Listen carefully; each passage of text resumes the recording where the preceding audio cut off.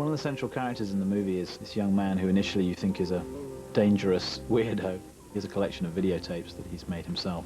And this is a scene in which he shows Kevin Spacey and Annette Bening's character's daughter, Jane, the most beautiful thing he's ever filmed, which is a plastic bag blowing in the wind.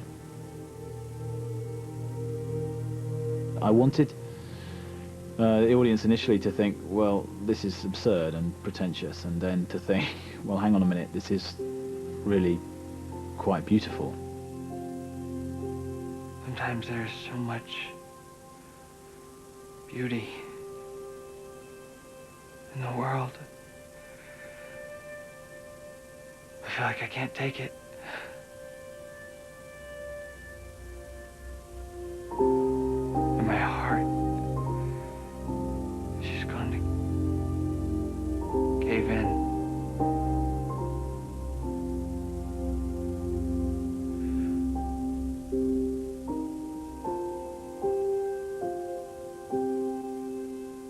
And it leads to the first, I think, moment of real and genuine tenderness, which is something that is, I want it to be very simple and very unsappy, which is just that she takes his hand. And to me, from then on, the film changes from satire into something far more haunting and poetic.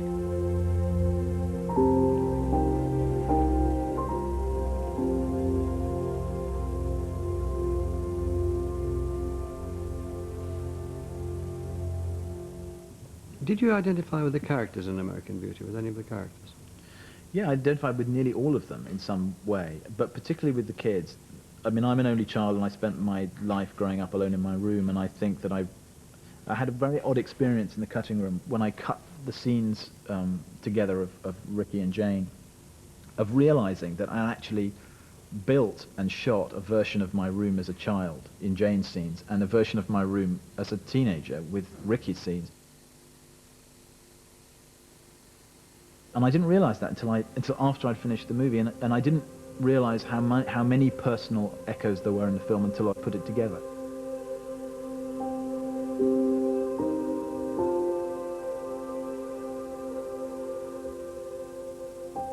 When you're an only child, and when you know, I lived alone with my mother, my parents separated very young, you're searching for something to kind of hold on to, which gives you some form. Did your childhood sort of lead to a direction where you're going to have something to do with the theatre? Because you seem to have made up your mind at quite an early age. What was it that made you fasten on it? Fasten on it is a very good way of describing on it. The theatre is a very social world. You know what I mean? It's very specific in its in its goals. It has a very finite term. You spend 3 months working on a play, but it also seems to be a community, and a family of sorts. And of course, without wanting to be kind of, my own therapist, I think that there was an element of that involved in it. But I also think that it combined so many other things that I was interested in, the visual arts and working on words, and I was a great reader. I got lost in books. I was surrounded by books. My parents are both very bookish. But really the theatre was not, I didn't get taken to the theatre very much. Yes, I had these great experiences when I went from school to Stratford a couple of times, in my teens. But I think going back, I spent much more time watching TV. TV was my saviour, and when you say fasten onto something, television was what I fastened onto. And my heroes to begin with were Ronnie Barker in Porridge, and Leonard Rossiter and in Reggie Perrin, and John Cleese in Fawlty Towers, and the Python Team, and all those guys. And my dad used to buy me LPs of comedians. I mean, and so I listened to The Goon Show and Tony Hancock and George Formby and all sorts of, but those, when I still know all the sketches. I know everything about all those people, and those were the people who actually, I refer to them much more in terms of timing and structure and how to tell a story. To be able to tell, as Cleese did in 28 minutes, in Fawlty Towers, the amount of information, the brilliance of the structure, the brilliance of the storytelling, the pacing of it, everything, that taught me a great deal. And I didn't grow up with Richardson and Gielgud and Olivier, because I never saw them, And the first great actors, stage actors I saw were Gambon and Judi Dench and Derek Jacobi, and, that generation of... Well, they're great actors too. Not bad, yeah. I mean, and they taught me a whole other set of things, you know what I mean? Because stage acting is a very different thing.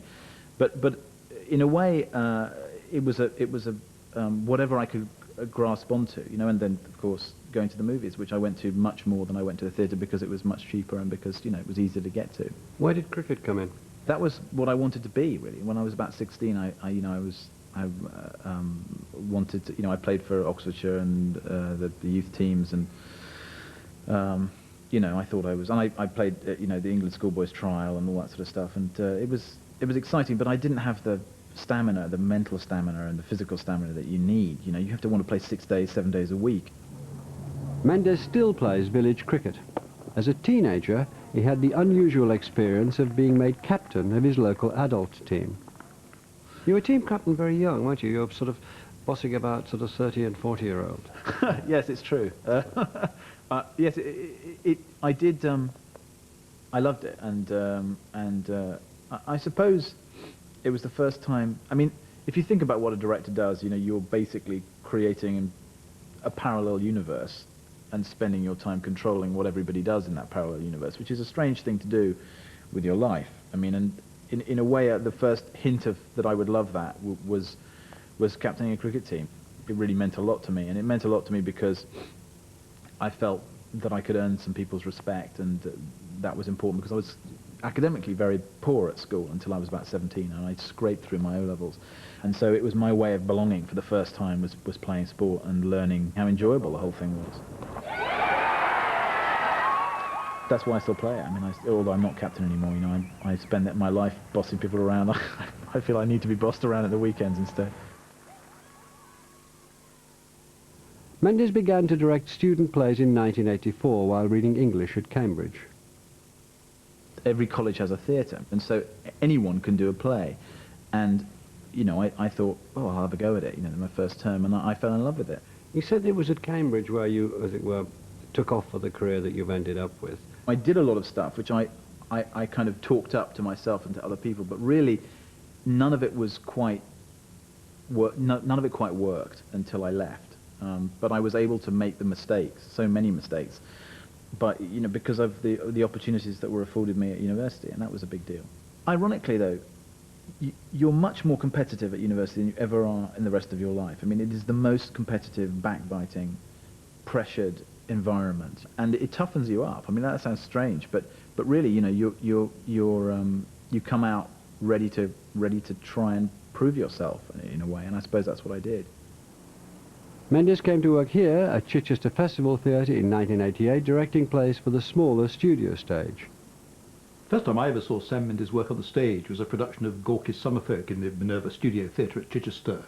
And what fascinated me was, first of all, it was rather like another production I'd seen in Berlin by a German director, Peter Stein. It was also very beautiful to look at, actually. It was very elegant, very white in texture, created the atmosphere of a Russian summer. And one thought, yes, here is an interesting director. But you didn't think instantly, here is a director with a totally new vision. Mendes made headlines when he took over a main house production of the comedy London Assurance. The director walked out after 2 days, and I took over a production that I didn't cast and I didn't really design, although I ripped bits off of the design and moved them around a bit, pretended that I had. I was very fortunate, and I'm still very fortunate, but my technical skills were good from an early stage, and so I was able to whip that into something. Would you regard that as a big break? It was a break in the sense that it was a kind of headline-catching piece of, you know, take over and then make a success out of it. But really, it wasn't a particularly exceptional piece of work, and it wasn't personal to me, and it wasn't until I got to the RSC that I actually felt that I was able to say something that I really wanted to say with a production of a play. What happened there is that I began to find my voice for the first time as a director, even though ironically I'd had a couple of shows in the West End. For people who don't know what that means, what does it mean, finding your voice as a director? Well, it means, well, in the case of the RSC, because you get so long to rehearse, you get, for the first time in my life, I had 8 weeks, 10 weeks to rehearse. You're able to explore things on a different level. You don't just have to make it work. I think the curse of theatre is making it work, you know, just making sure everything's in the right place, and, you know, the play kind of goes and it kind of bowls along quite happily, but it's not much of an evening, it's not much of an experience. And I think that Shakespeare, or the classical repertoire, forces you to have a voice as a theatre director, because you have to make choices. You can't just do it the same as the last time they did it, you know what I mean? You have to find some other way, some other way of exploring the play, something that is in there that you feel only you know, that you can bring out. And that, in a way, it should became for me the key to directing plays thereafter.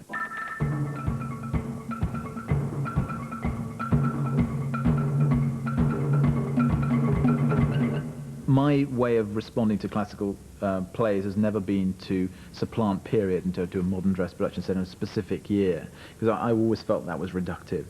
I try to find a way of exploring the play in some sort of universal contemporary language, and that can often feature, you can mix breastplates and cardigans.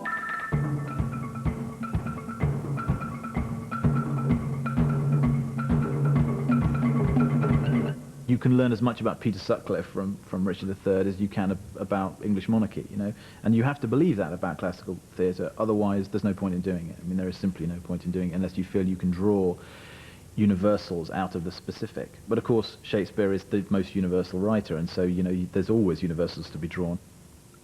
After some time, to abuse Othello's ear that Cassio is too familiar with his wife, he hath a person and a smooth disposed to be suspected, framed to make women false. The Moor is of a free and open nature too, and thinks men honest that but seem to be so, and will as tenderly be led by the nose as asses are.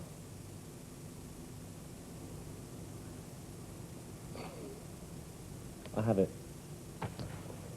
It is engendered.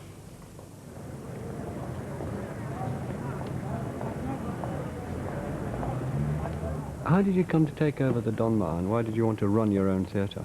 I wanted to run my own theatre because I wanted there to be more than just one production after another in kind of borrowed spaces. But I also, when I walked past it, I think it was 1989 or 1990, and it was all closed down and there was scaffolding everywhere, I went and said, I bet you I could run this as a producing theatre. And they said, where are you going to get your money from? I said, oh, I'll deal with that later.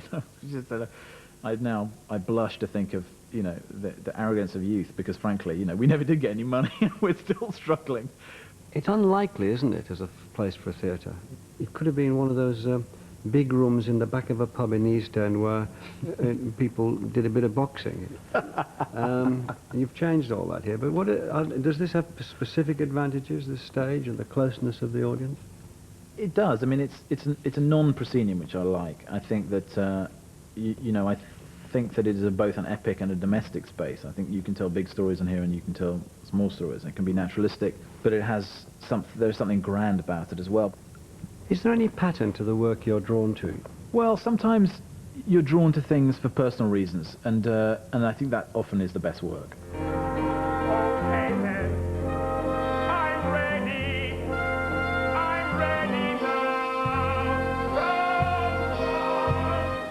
I'm ready.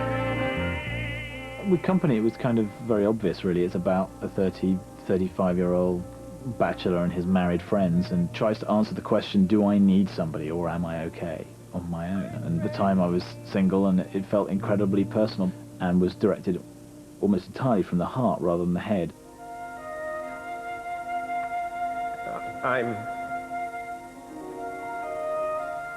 I think sometimes when you direct from the heart, your instinct is much stronger, it takes over, and the technique is then sublimated to something that is far more emotional, and that can be a good thing.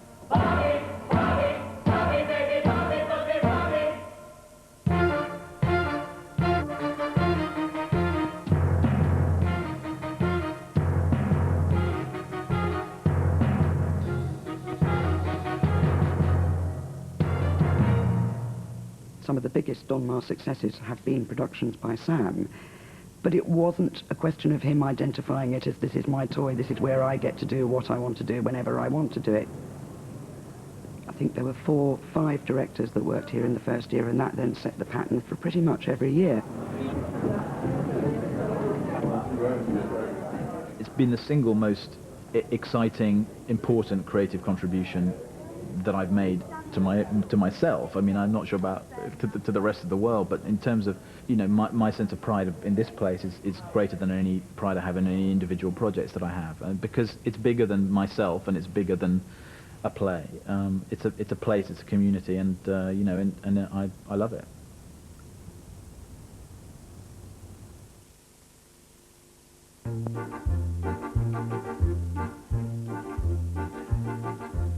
Welcome and bienvenue.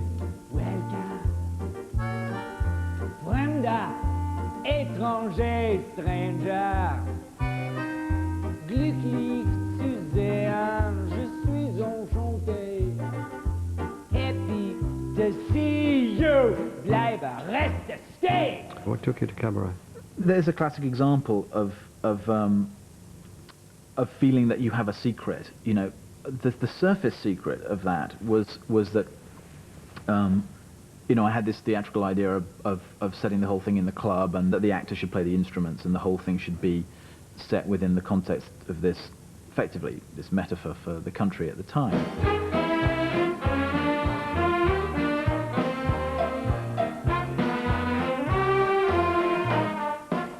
I think we both felt about musicals that, in a way, there's a large spoonful of saccharin that's normally sprinkled on them. What he was saying initially was that it's about a real series of events and real people in a time that was not full of saccharin. And so we wanted to kind of recreate the real world of that. Rosie, Lolo, Frenchie and Texas, each and everyone a virgin. You don't believe me? My character was a former rent boy who'd kind of scraped his way out of there and managed to get a job in some grotty place where it's basically, you know, a sex shop with a few songs. Outside it is winter, but in here it's so hot. Woo! Every night we have to battle with the girls to keep them from taking off all of their clothes. Yeah, everyone thinks actors are all like, you know, hello darling, and everyone kind of touches each other all the time. But, you know, there's things in the show that were really big breaches of normal body space rules, and you don't just do them straight away, you know. It's hard. You do have to kind of jump off the cliff and stuff, but it's all about the atmosphere that's created in the rehearsal room. It's kind of important to make people feel comfortable and confident. I do the cooking and I make the bread. I go out daily to earn a daily bread. Confidence is a key word when it comes to directing. Confidence is what you need to instill in others, and confidence is what you must have in yourself. And to a degree, it is a con trick. There's always a part of you that doubts what you're doing in some degree, but it's crucial that is not available to the people that you're working with, because when an actor trusts you, they will allow you to bring out of them things that may not have been seen for many years, sometimes at all.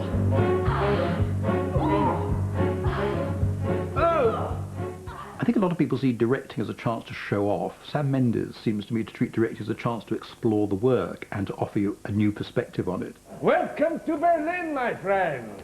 Welcome to Berlin. Welcome to Berlin. With Cabaret, what Mendes brought out was the politics of that musical. It's not a great tribute to Sally Bowles' singing capacity and her superstar quality. It's an exact examination of Weimar decadence, and it's full of fear and menace. It's a way of finding out, exploring, asking the question, how could that have happened? How could the central mystery of the 20th century, how could that have happened? It's a way of asking the same question, you know, and finding my own answer. About the seduction of pre-Nazi Germany, of the late 20s in Berlin. And in that respect, you know, my own forebears, my mother's father who left Poland before the war, you know, my mother's original maiden name was Bogansky, but they changed their names. I mean, it was my way of trying to go back and explore something of what went on with my family immediately before the Second World War. And so there was a whole personal element to it as well. Welcome and bienvenue. Welcome. Fremder, étranger, stranger. Glücklich zu sehen, Je suis enchanté. Happy to see you. Bleibe, reste, stay. At the very end of the show, I come on and it's a horrible atmosphere. Everything's gone weird. The music goes all discordant and stuff. The stage is like looks, everyone's got their heads down and it's all funny white lights, and it looks like a kind of, you know, you get the feel that it's some sort of concentration-y, campy sort of thing going on. And I then do this kind of slow strip thing. A lot of people thought I was going to be naked underneath. It was shocking. It was very shocking. Auf Wiedersehen.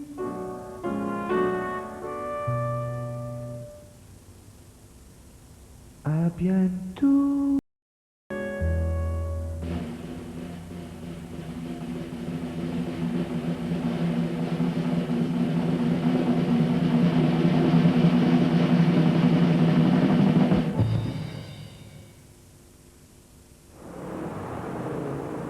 Mendes was invited to direct a second production of Cabaret in New York.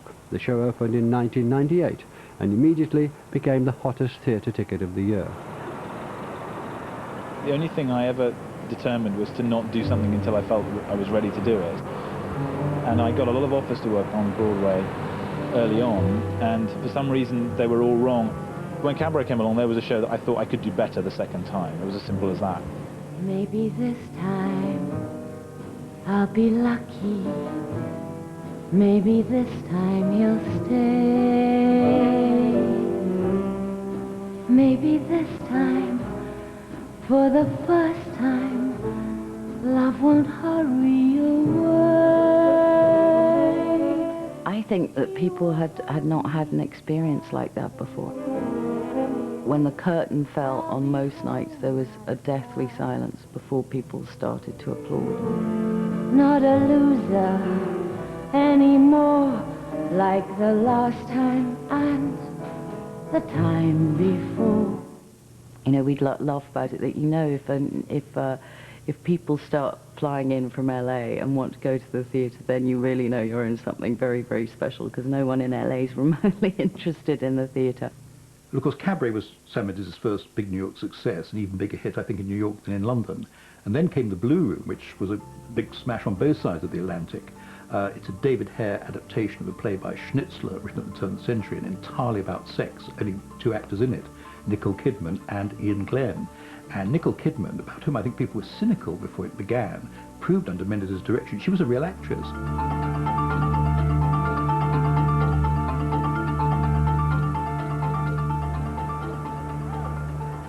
I saw the Entertainment Weekly chart of the Court Theatre where we were playing. They drew the seats from which you could see more than just Nicole Kidman's butt. You know, this is Entertainment Weekly, which is, you know, has a readership of kind of 3 million or something. And I just thought, okay, this is where I stopped reading the press about this play now, because it's hyped itself out of all proportion with what it actually is. It's a very, very delicate, light, poetic play. It's an experiment, you know, and now it's become this kind of, you know, media circus. And that disturbed her, and it disturbed me. Keep on moving, keep on moving.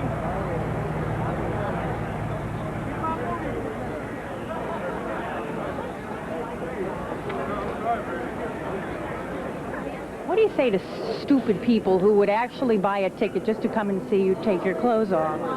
That you don't really get to see it all, so it ain't worth it.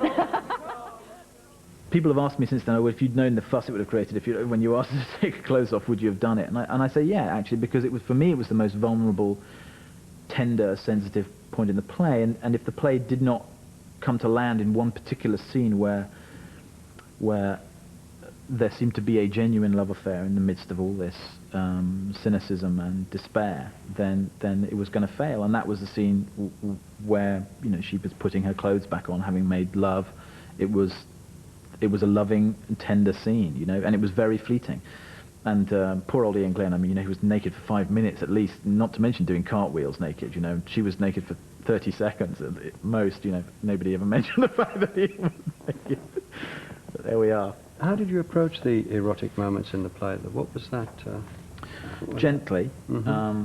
I'm not a teacher as a director. I tend to bring out of people what is there, what is latent, and find a way of helping them hone it down. I'm more like a coach in that respect than the director with actors. And so it was all with the two of them about trust. What preparations do you make when you're going to do a stage show? I mean, is there a pattern to the way you prepare for them? Yeah, there is actually. I tend to disappear for a week, as the people here will tell you. I nowhere to be found, and I tend to go. Actually, I fairly traditionally go back to the University Library in Cambridge and look up everything about whatever author it is that I'm working on the university computer and read. But I just disappear into the play for a bit. But really, the nice thing about theatre is that you can experiment and discover things in the rehearsal room. And if you over-prepare, you can actually kill a play completely. If you thought about it too much, you know, you say, well, I want you to come in there and stop, you know, and you start shifting people around like cardboard cutouts. It's completely impossible. You know, it has to be an organic process. Whereas movies, you know, you really have to have made up to a point the movie in your head before you start. Because if you say, I mean, in a rehearsal room, a theatre rehearsal room, you say, I don't know. That's the door opens at that point, and you say, you know, an actor says to you, well, what are we doing here? What is this? You know, what's my objective here, or whatever it is. You say, I don't know. Let's talk about it. Suddenly, you have that can be the beginning of a great day's rehearsal. You say, I don't know on a movie set, and they say, well, if you don't know, we might as well go home, you know, because you have 30 seconds to know, you know, and if you don't know, pretend you know, and then do it and change your mind or something. You know, it's very, very different. But in theatre, the process is all, and that's the part of the thing that is the most exciting to me, is what goes on in a rehearsal room. What happens after that often disappoints. Sam's first love, you should know, is the theatre. You know, his second love is film. His first love is the theatre. And I think it's always going to be that way with Sam. I think Sam will always take a theatre project over a film. If he has two choices and they're equally compelling, I believe he will make that choice. He's now one of the top directors on the basis of a single feature and his first feature. What he chooses to do with it is going to be great fun to watch. I mean, I've watched a lot of people take the good fortune they've had and run with the ball and honor it, and I've watched other people that have squandered it, went out and made a lot of money. Sam doesn't even really have any good shirts, so I don't think he's going to, you know, go for money. He doesn't shop very well. I mean, you've seen him dress. So I'm not too worried about Sam wanting to sort of, you know, go down that road.